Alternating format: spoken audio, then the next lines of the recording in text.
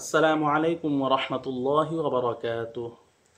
যশোর থেকে এক ভাই প্রশ্ন করেছেন, কোন একটি শিক্ষামূলক প্রতিযোগিতার আয়োজন করে প্রতিযোগীদের থেকে একটি নির্দিষ্ট পরিমাণ ফি নিয়ে সেই ফি থেকে বিজয়ীদের জন্য পুরস্কার ও প্রতিযোগিতার অন্যান্য খরচ করা যাবে কিনা। অর্থাৎ 50 জন থেকে 20 টাকা করে নিয়ে বিজয়ীদের পুরস্কার বাবদ 800 টাকা এবং বাকি 200 টাকা অন্যান্য খাতে খরচ করা হলে এটা কোনোভাবে জুয়ার শ্রেণীভুক্ত হবে কিনা, যেহেতু যারা বিজয়ী হচ্ছে না তারা কোনো পুরস্কার পাচ্ছে না। যদিও প্রতিযোগিতায় অংশগ্রহণের দ্বারা তাদের জ্ঞান, অভিজ্ঞতা, দক্ষতা বৃদ্ধি পাচ্ছে বা বৃদ্ধি করার মনোভাব তৈরি হচ্ছে, জানালে উপকৃত হব। আল্লাহ তাআলা জুয়ার ব্যাপারে সূরা বাকারার 219 নং আয়াতের মধ্যে বলেন, ইয়াসআলুনাকা আনিল খামরি ওয়াল মাইসির কুল ফীহিমা ইসমুন কাবীরু ওয়া মানাফিউ লিন-নাস ওয়া ইসমুহুমা আকবারু মিন নাফইহিমা।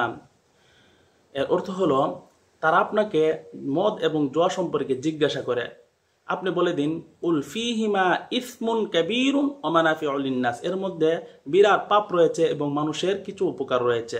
ওয়া ইসমুহুমা আকবারু মিন নাফইহিমা, কিন্তু এর উপকার থেকে এর পাপটা অনেক বড়। এ ব্যাপারে আল্লাহ তাআলা সূরা মায়েদার 90 নং আয়াতের মধ্যে বলেন, ইয়া আইয়ুহাল্লাযীনা আমানু ইন্নামাল খামরু ওয়াল মাইসিরু ওয়াল আনসাবু ওয়াল আজলামু রিজসুম মিন আমালিশ শাইতান ফাজতানিবুহু লাআল্লাকুম তুফলিহুন। হে মুমিনগণ, নিশ্চয় মদ, জুয়া, মূর্তি পূজার বেদী ও বাগন নির্ণায়ক স্বর ঘৃণ্য বস্তু, এগুলো শয়তানের কাজ।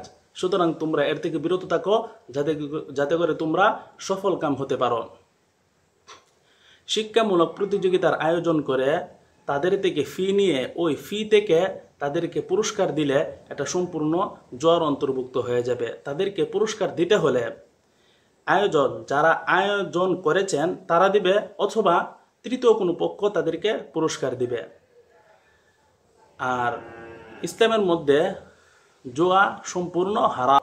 আপনাদের প্রতিযোগিতার ব্যবস্থাপনা ফি প্রতিযোগীদের কাছ থেকে নিতে পারবেন, কিন্তু এর থেকে তাদেরকে পুরস্কার দেওয়া এটা সম্পূর্ণ জুয়ার অন্তর্ভুক্ত হয়ে যাবে। তাদেরকে পুরস্কার দিলে অন্য কোনো খাত থেকে বা তৃতীয় কোনো পক্ষ তাদেরকে পুরস্কার দিবে। আশা করি বিষয়টা বুঝতে পারছেন।